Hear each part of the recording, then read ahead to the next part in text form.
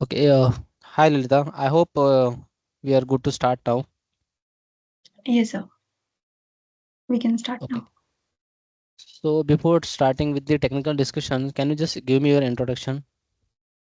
Yeah. So my name is Lalita, and I have an overall experience of 9 years.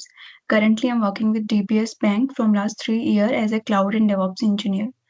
So I have worked on multiple tools like to build, deploy, orchestration, and for automation. We are using many agile methodology. We track everything as a part of Jira, except any additional task which we receive in the production. We Hmm. manage the configuration of multiple we manage the configuration of multiple instance via using um, tool like Terraform. We deploy the application and deliver them in the container via using Kubernetes. And we are using multiple monitoring tools like Grafana, Prometheus, CloudWatch to getting the logs. Hmm. And we are using Jenkins for the pipeline and creating the in like creating the CI/CD. Okay. And So what about the IAC tool, infrastructure as a code? infrastructure as a code we are doing using Terraform. Okay. And where you are storing your code, application code? So like whenever we are doing any we are using any Terraform code, so the TF state file we are storing into the S3 bucket file, and we are doing the versioning also for that. Okay, that is fine. I am asking about the application code means whatever you are deploying and changing your codes on the daily basis or somewhat. So where it's Yeah, storing, that we I are. mean the Git. Yes, understood. That is a service code management you are asking SCM. So we are using GitLab and Git also we are using Git and GitHub. GitLab and GitHub. Yes. So Okay. like whatever Docker file we are writing, whatever the um, a programmer Mm-hmm. or the developer is writing anything, they are storing the code into the GitHub, and we are also storing the same into the GitHub. Okay. So how many team members do you have in your team? So we are like 6 to 7 members. Seven Okay. members we are. And your team member, I'm in the DevOps team. Yes. Okay. So and the overall, whatever the project you are handling or dealing with that. So how many team members are from the other department, like your QA developers like that? I'm the not So just not an exact count, but at least what team members are there, like you are coordinating daily basis. from like it is depends on project to project. So Mm-hmm. for example, if we are dealing a project and a few of the developers which we are working on a Java code, so there are 3 to 4 developers. So on daily basis, we are connecting to 2 to 3 developers. If Mm-hmm. there is anything we are receiving any vulnerabilities into the code is available, so we are running that code in the Sonar Cube. So if Mm-hmm. there is any vulnerability available into that code, we raise a PR to the developer. They are getting back after checking and find everything is good. So you are getting After any alerts from the Sonar Cube, or you are checking the reports daily basis? we are getting the alerts from the Sonar Cube. Okay, you have configured like that. Yes, like we are running the code through the Sonar Cube and we are getting the alerts. So if we found any vulnerability into the code, we raise the PR to the developer. Okay.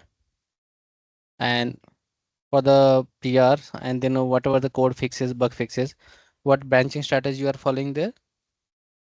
So like we are having feature branch, then dev and main branch. So we having a strict policies, like we cannot deploy anything directly to the dev and main branch.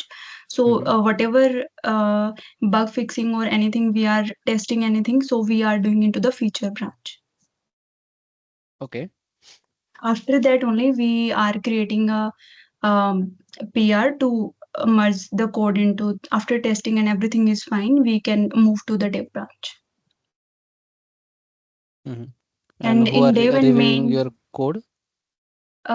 seniors are reviewing the code. Okay. What you will take action if they are suggesting something like you have done, or the code review, during the code review basically they found something which is not up to the marks or according to the code standards. So how you resolve that?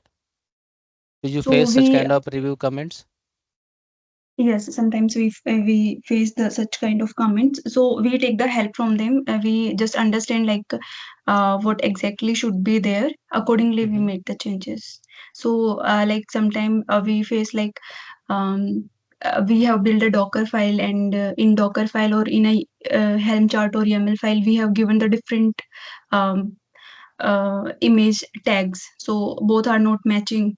So like they are suggesting us this is not working properly, or something error is coming, or something they like in security perspective they are suggesting like we should add any environment variable or any secret or anything they suggesting us to add into that, so we are doing the same.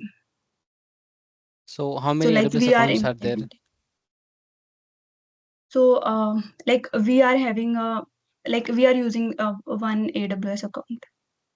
Like for me, I am having a one user. I'm using that user account for me. Sorry, you have only one account? So like uh, they have created users. So for like we are having multiple users are also using the same account. So like that user group they have created. How many environment do you have? For environment, dev, Okay. stage, pre-prod, and prod. And everything is settled down in single AWS account? No, no, no, no, no. For each and every Environment. environment, we have different AWS account. Okay. Like for staging, pre-prod, prod, and um, dev, we have different environments. Okay. When you log in on the daily basis to the AWS account, so are you using any SSO or just directly log into AWS account? So yeah, SSO ID is there, Okay. and for that we are receiving user ID and password. We are using that only. Mm, right. As our user ID and password is already registered into the SSO. So Mm-hmm.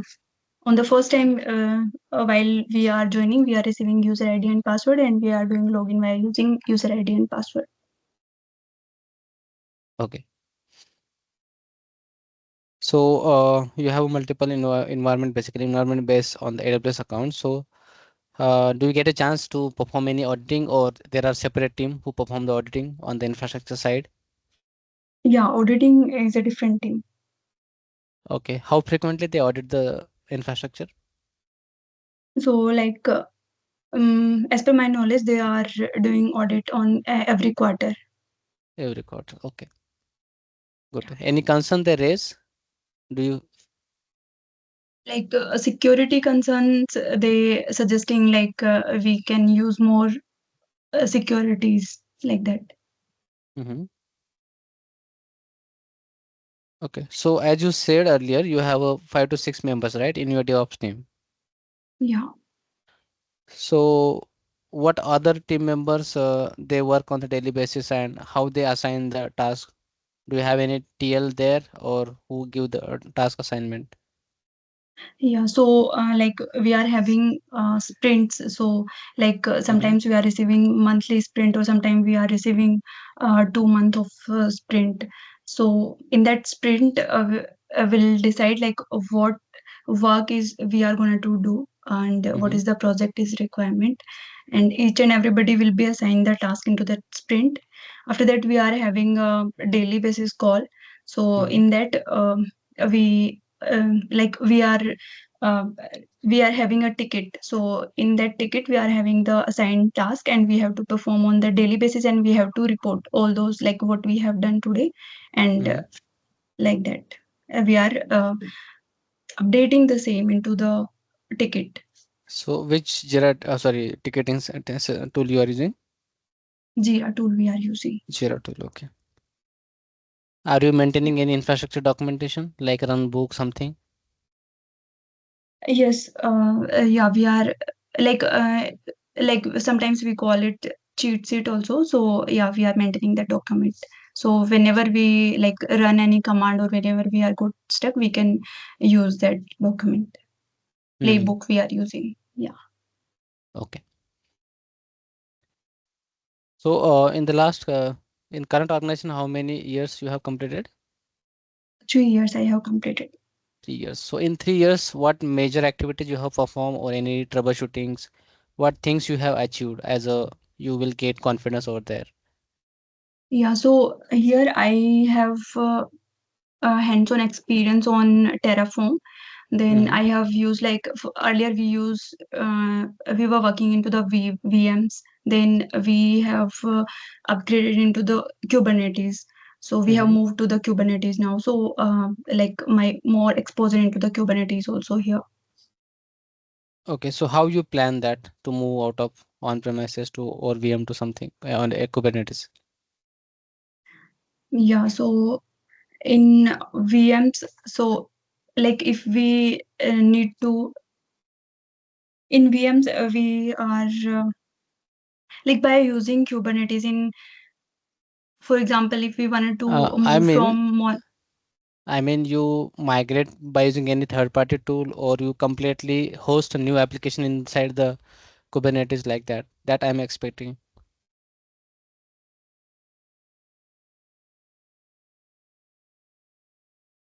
Hmm, we have migrated from VM to Kubernetes. Okay, are you part of that migration activity or someone migrated? Like I was part of that activity, but I came in middle of that activity, so I was not from starting. I have joined that Hmm. project after 1 month. So any idea how they are migrating, like any tools or they are using or something?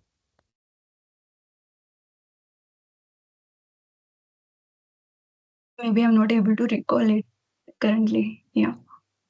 Okay, okay, no issues.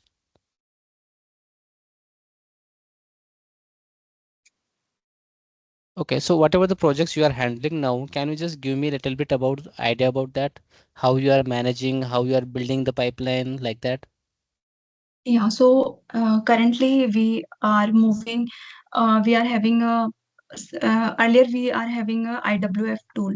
So Mm-hmm. in that we are receiving the customer service request. So Mm-hmm. in that, like in different source. For example, customer has taken a service via bank and he has not received that service. So Mm-hmm. customer will raise the concern. That concern will come to that IWF. But now we are improving that service raising tool IWF to IBPM. Mm-hmm. So currently we are working on that project. So we have almost migrated, like we have almost moved from IB, IWF to IBPM. So in this, we have raised like customer himself can raise the services. In earlier case, he has to call to the call center and he has to call to the visit to the branch to raise his concerns. Not all the scenario he was able to raise the concern via using app, or himself he was not able to use all the services. So now he is able to use the services. And now we have installed some services like he can receive directly notifications of what is happening inside the service on step by step. Each and every step he will get the notification.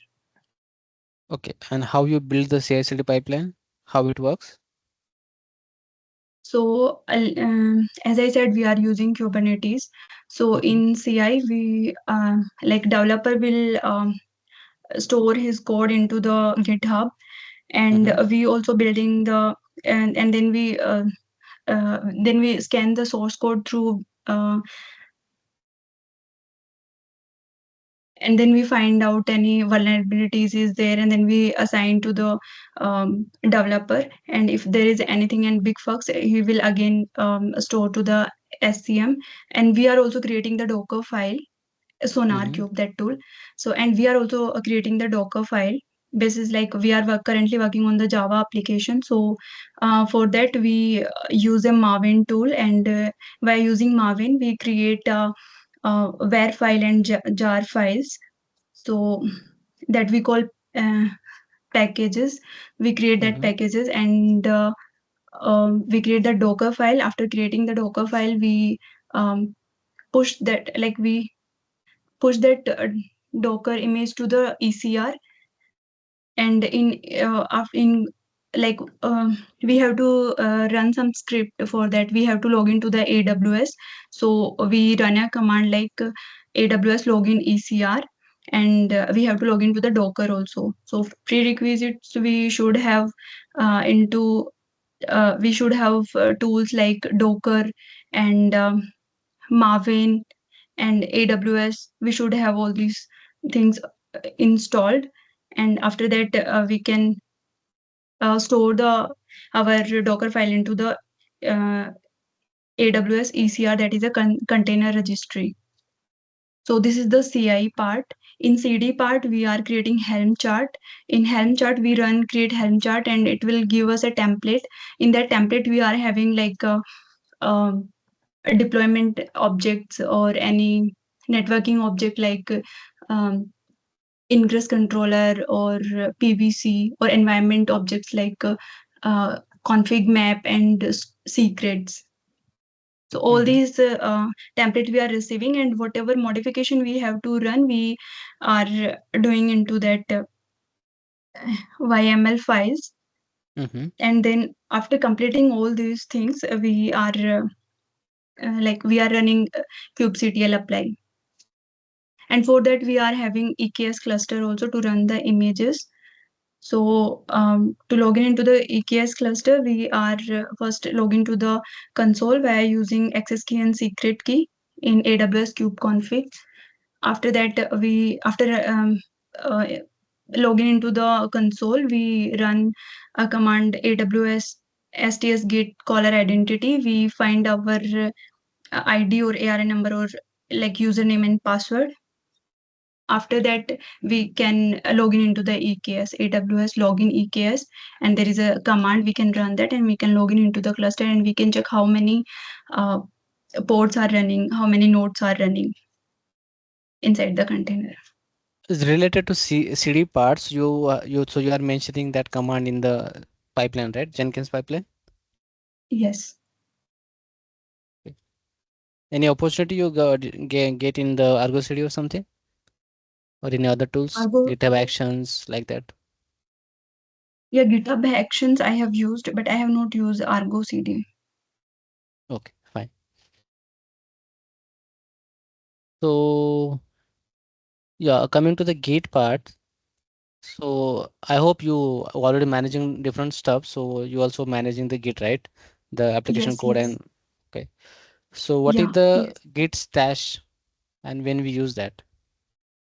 Git stash. Git stash, yes.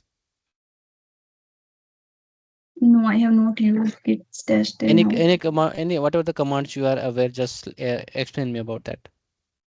So like if the like if the code is already available, so Mm-hmm. we directly run like git remote add origin, or git push. Or if we are creating a new repository, so like if we are so we can run a git init command that is available into our workspace. Mm-hmm. So that will create a folder like dot git folder. After that we can do the git add command. Then like after doing git add, still our git repository is not tracking that git that file, because the git commit has not been generated here. Mm-hmm. So to generate that commit, we have to add we have to run git push. So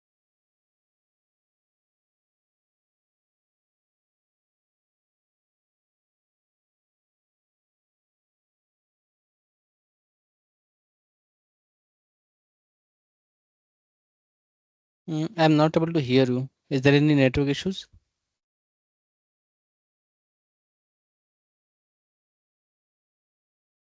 Hello?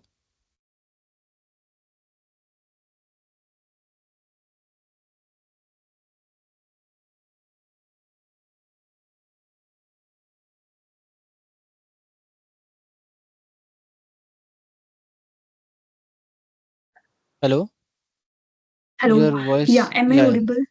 Yes, yes. Audible. Yeah.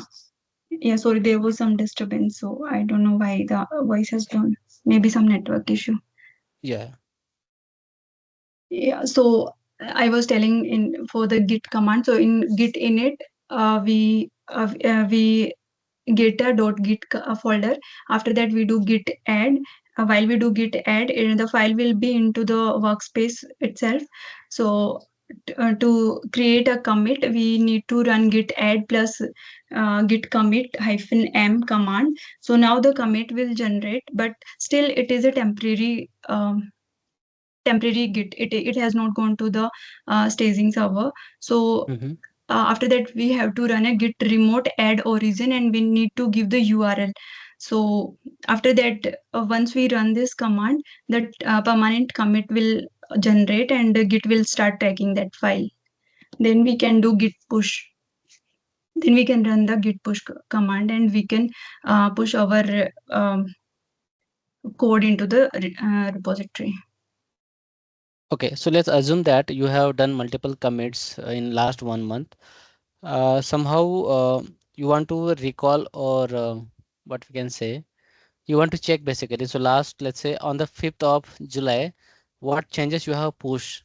So how you can check that? So we can run Is my like question? git state. Okay, okay, yeah. We can check where git state. No, no, no. In git status, we are get to know like how in which file we have made the changes. Mm-hmm. So earlier changes, if we wanted to check, Is so my question directly clear in to the you? your question is So, like sir, what okay, changes I have made. Uh, let me repeat my question. Let's say today you have made some changes, okay? And after, mhm. so next week you are trying to get that, like someone ask you, so hey Lalita, what you have changes, what you have done the changes in last week. So how you can check or from where you can So track that? Yeah. yes, yes. So for that, we are like if there whenever we are making any changes, we are doing the versioning. So Hmm. we store we for example, today I have created a code, and then I'll do the versioning of that code. I will store like version 1, version 2, like that. Any other option? We are following this strategy only. Okay. So basically when you do any every comments now and you push your changes, so Git, it records that every changes. Like if you check, let's say you have a GitLab, right? So open that particular Yes, repository, open that particular branch. In that, from the left yes, side, maybe you will see that commits. So whatever the yes, commits yes, you yes, have pushed, yeah, that option you will get there. yes. On the console, like we Yes, can, yes, it is visible on the console. Yeah, yes. And but like about if that Git, yeah, yeah, continue. no, sorry, I was just saying that I was just repeating like what I have said. Like whenever we are Mhm. doing any code change, and we need to do any rollback, so we are using that versioning wala thing. Yeah, that is fine. So that about the Git stash is basically, let's say you are working on particular task on the particular branch, and you are in the middle of some changes, right? So if someone asks you, like your manager, TL or someone, just work on this priority task. So you created one more Jira ticket, okay? And on based on that Jira ticket, let's say you are following that Jira ticket as a naming convention in the branch, feature branch strategy, okay? So in that Okay. case, you can do git stash there. So whatever the in the middle of changes you have done till now for the task one, so that will not be lost. So it will be stored in the or stage somewhere. Then you can just switch your branch to or create new branch with the new task, and you can just work on that. Once you done with that priority task, then you can again back to your you can just reload that stash, and you will not Okay. lose any changes. Okay. Yeah. Okay. Understood. Like whatever we are doing, I will be on the same pace. Yeah, right. Okay. Thanks. Yeah. Yeah. So in AWS, which most services you work on? So in AWS, I have worked on EC2, VPC, IAM roles, S3 Mm-hmm. bucket, and Internet Gateway, and NACL, Net Gateway. Yeah, on those services I have worked. Route tables and all, which is a part of VPC. VPC, right? So Yeah. what is the difference between normal policy and permission boundary? So So policies are like I have a resource like EC2 resource and I need to give the access to the particular user. For example, I need to give a read only permission, or I have given the entire permission like read, edit, modify, and whatever the full access I have given to that user. But now we want to restrict that user to only read only, so we can Mm-hmm. give the that permission boundary. Yeah, correct. Yeah. Okay, so I have one more situation. I have created the VPC with the IP address, total IP address is 250 around, okay? So now Okay. I'm trying to create the resources like, so let's say before 1 month you have created the VPC with the total IP address range is 250. So you have created the couple of Lambda functions, security groups, EC2 and other services. Now today you got one more task. So you need to create either any Lambda function or something. But during that setup, you are getting the issue like insufficient IP address. Okay.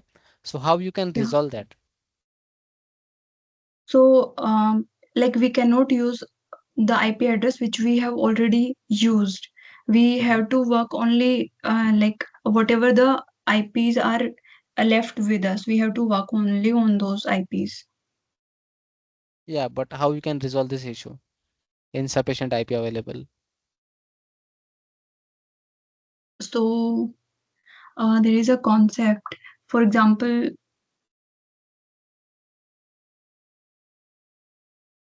so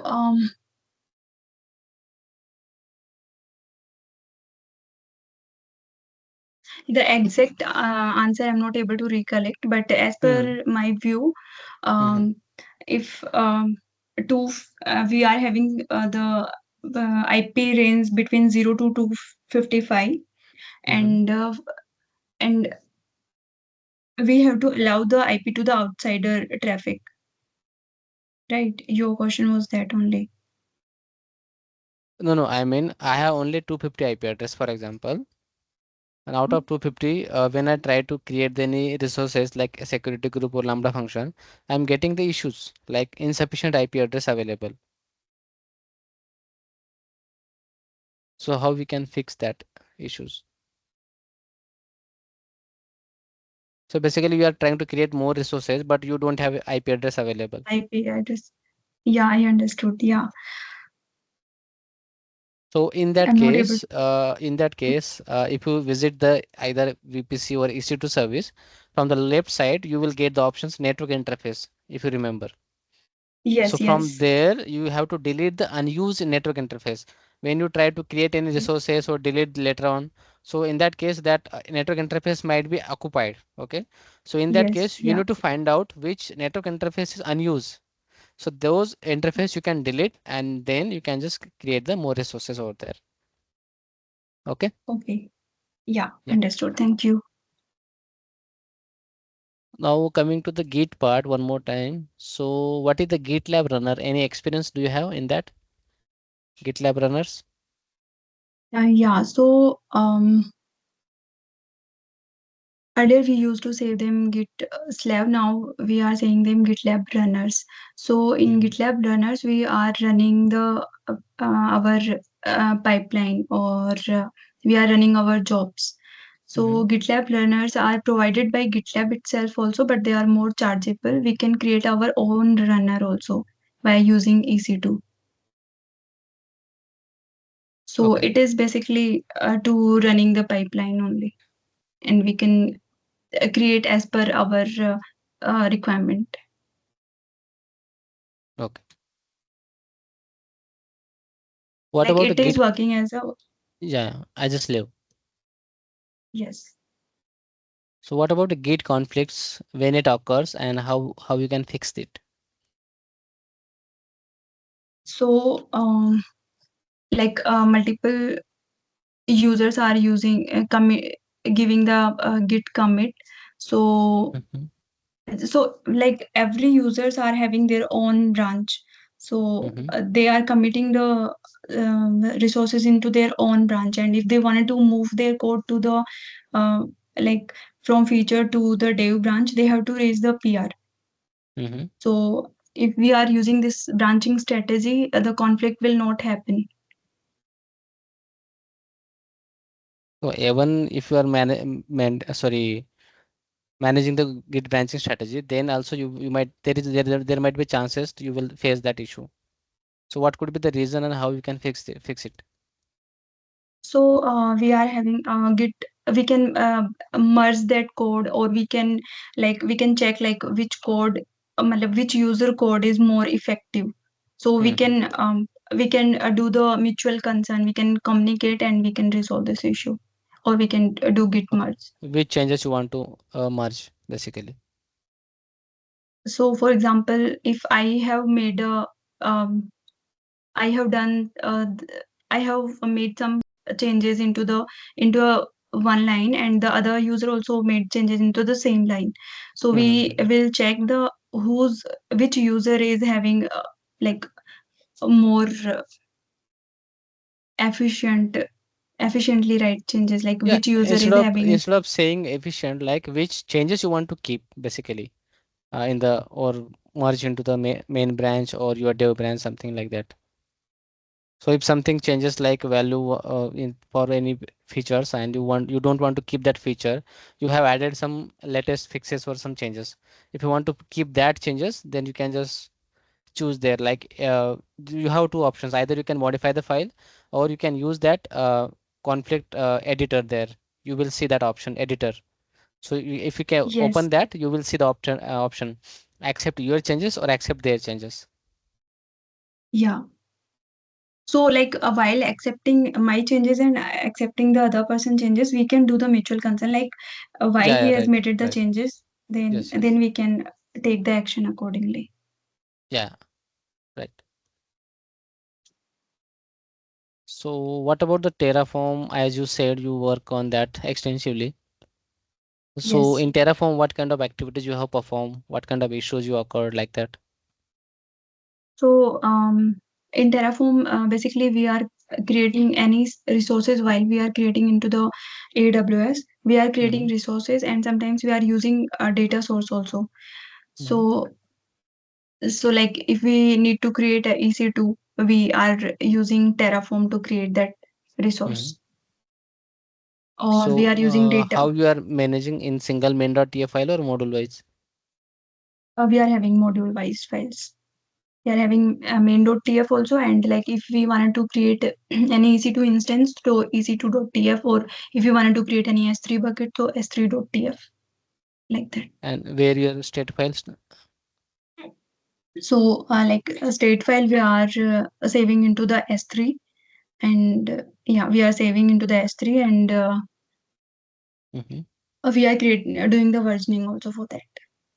Like we are doing the state locking, not the versioning. Any how you are doing that state locking? So the file will be on the remote itself, and um, like once we do the remote locking, sorry, state locking, anybody can use that file and can do the changes, so Mm-hmm. the conflict will not happen. Okay, and why you are storing your state file over the S3 bucket instead of Git or local? Any reason?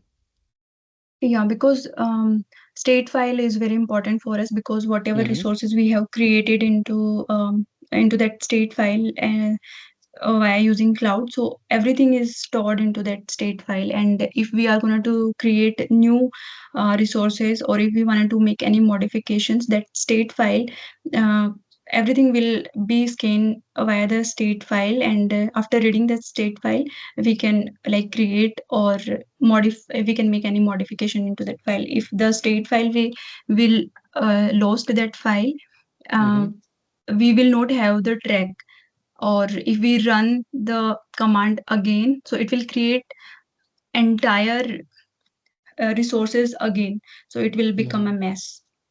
So just to Mm. avoid all these things, we are Okay. storing that state file into the S3. Right. So what about the Kubernetes? What kind of activities you have performed in the Kubernetes? So we are running multiple containers into Kubernetes. Mm-hmm. So we are having master node and worker node. So in worker node we are having multiple containers, and we are running our applications into the worker node.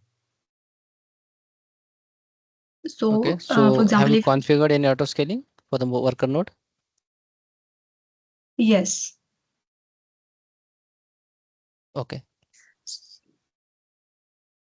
So we are doing horizontal auto scaling. So if any if any container or any pod goes down, so it will Mm-hmm. automatically take the another pod up, take the pod up. So our application will never goes down. Like if today I'm receiving 50 number of users on my application, and the next day the traffic will get increased, like 1,000 users are coming.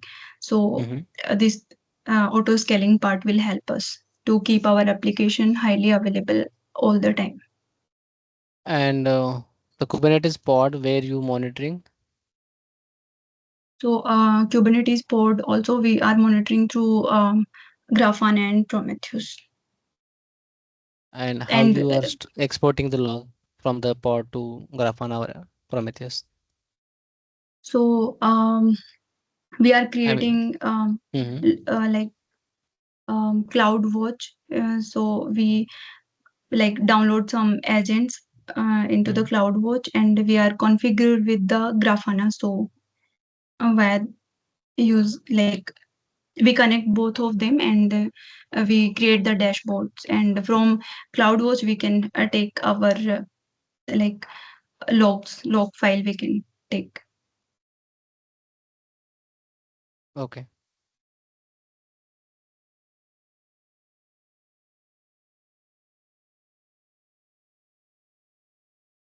Just one question on the S3 bucket side. So you have a Okay. very important files and folders available in the S3 bucket. So how you can make sure that if someone deleted the files accidentally, that files or object that should recoverable. What settings or action item you will take care? So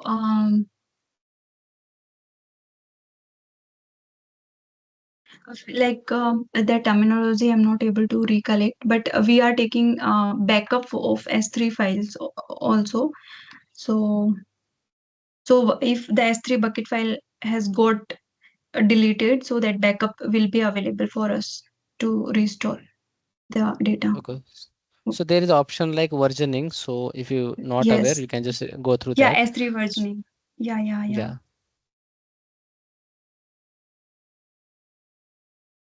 Yes, yes. S3 versioning we are doing. Yes. Any experience in the database migration? Database migration, no. Okay. So probably last question from my side today. So what about the cost optimization? Let's say if you got the opportunity to work on the cost optimization, so how you will take care in the AWS infrastructure? Which or So how do you plan basically? yeah, so in AWS there is a cost optimizer. We can use Mm-hmm. that, and it will tell us how many resources we are using and how many resources we are not using. It will keep on give us the notification. We can use that, and in VMs we are using directly EC2, and we are working on that EC2, and we are not using the entire resource optimization is not proper in that, and by using Kubernetes and by using Docker, we can do the resource utilization properly. Mm-hmm. So first one is AWS cost optimizer. Second, we Mm-hmm. can use technologies like Docker and Kubernetes to optimize the resource properly. And we can check and we can run the matrices on Grafana and CloudWatch. We can check like how many resources are utilizing we are and how many resources we are not utilizing. We can plan accordingly. If and we can check like if something which is not in use, we should delete that thing. We should not keep um, unnecessary things. We should not keep. Okay. What about the reserve instance? Yes, reserve instance is also can save us the cost.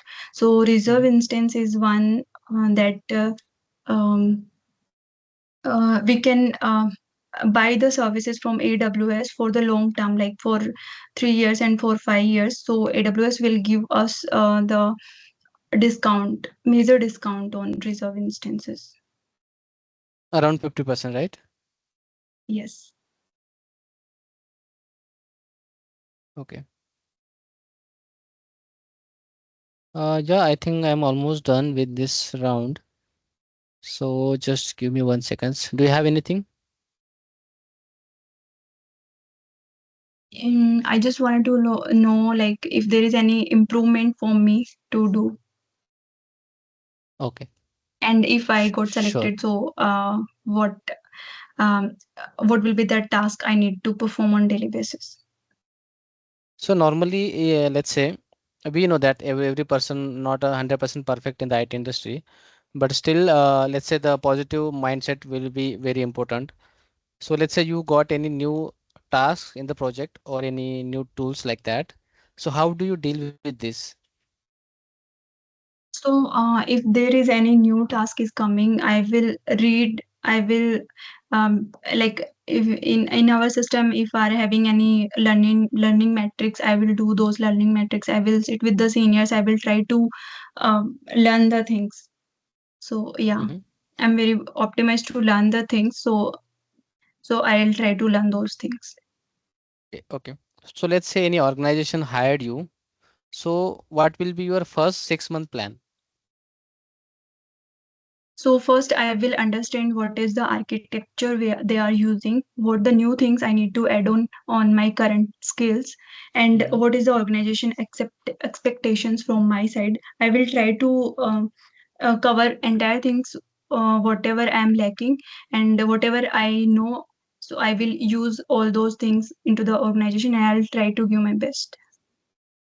Yeah, great. Yeah, I think I am almost done with this. So thank you for your great sessions. So we'll connect with another session, right? Yeah. Okay, just give me 1 second.